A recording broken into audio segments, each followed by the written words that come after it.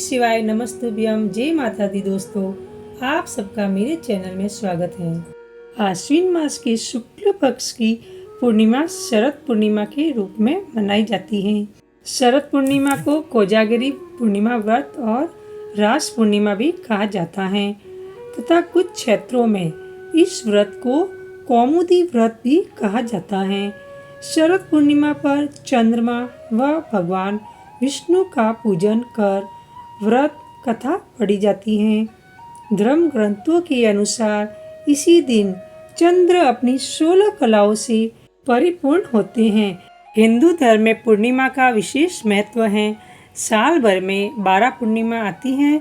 आश्विन माह की पूर्णिमा को सबसे शुभ दिन माना जाता है। मान्यता है कि पूर्णिमा के दिन भगवान विष्णु की पूजा और कथा श्रवण करना विशेष फलदायी होता है। इससे सारी समस्याएं समाप्त हो जाती हैं। शरद पूर्णिमा की पौराणिक कथा इस प्रकार है। पौराणिक कथा के अनुसार एक साहूकार के 2 पुत्रियां थी। दोनों पुत्रियां पूर्णिमा व्रत रखती थी, लेकिन बड़ी पुत्री पूरा व्रत करती थी और छोटी पुत्री अधूरा व्रत रखती थी। इसका परिणाम यह हुआ कि छोटी पुत्री की संतान पैदा होते ही मर जाती थी। उसने पंडितों से इसका कारण पूछा तो उन्होंने बताया कि तुम पूर्णिमा का अधूरा व्रत करती थी, जिसके कारण तुम्हारी संतान पैदा होते ही मर जाती है। पूर्णिमा का पूरा व्रत विधि पूर्वक करने से तुम्हारी संतान जीवित रह सकती है। उसने पंडितों की सलाह पर पूर्णिमा का पूरा व्रत विधि पूर्वक किया। बाद में उसे एक लड़का पैदा हुआ, जो कुछ दिनों बाद ही फिर से मर गया। उसने लड़के को एक पाटे पर लेटाकर ऊपर से कपड़ा ढक दिया। फिर बड़ी बहन को बुलाकर लाई और बैठने के लिए वहीं पाटा दे दिया। बड़ी बहन जब उस पर बैठने लगी तो उसका घाघरा बच्चे को छू गया। बच्चा घाघरा छूते ही रोने लगा। तब बड़ी बहन ने कहा कि तुम मुझे कलंक लगाना चाहती थी, मेरे बैठने से यह मर जाता।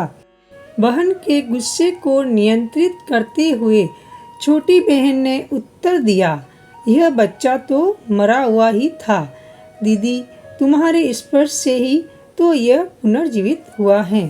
हर पूर्णिमा पर जो तुम व्रत और तप किया करती थी, उसके कारण तुम्हें वरदान प्राप्त है और तुम पवित्र हो गई हो दीदी। अब मैं भी तुम्हारी तरह शरद पूर्णिमा व्रत पर विधि विधान से पूजन करूंगी। तभी से साहूकार की छोटी बेटी ने भी पूर्णिमा व्रत नियम अनुसार करने लगी। इसके बाद इस व्रत के महत्व और फल का प्रचार पूरे नगर में प्रसिद्ध हुआ। जिस प्रकार माता लक्ष्मी और भगवान विष्णु ने साहूकार की बेटी की कामना पूरी कर सौभाग्य प्रदान किया, वैसे ही हम पर भी आपकी कृपा बनी रहे। आशा करती हूँ कि आपको मेरी वीडियो पसंद आई हो तो लाइक शेयर जरूर कीजिए और अगर आप मेरे चैनल पर पहली बार आए हैं तो सब्सक्राइब करना ना भूलें और बेल बटन को प्रेस करें। इससे क्या होगा कि मैं जो भी नई वीडियो अपलोड करूंगी उसका आपको नोटिफिकेशन मिल जाएगा। तब तक के लिए जय माता दी दोस्तों।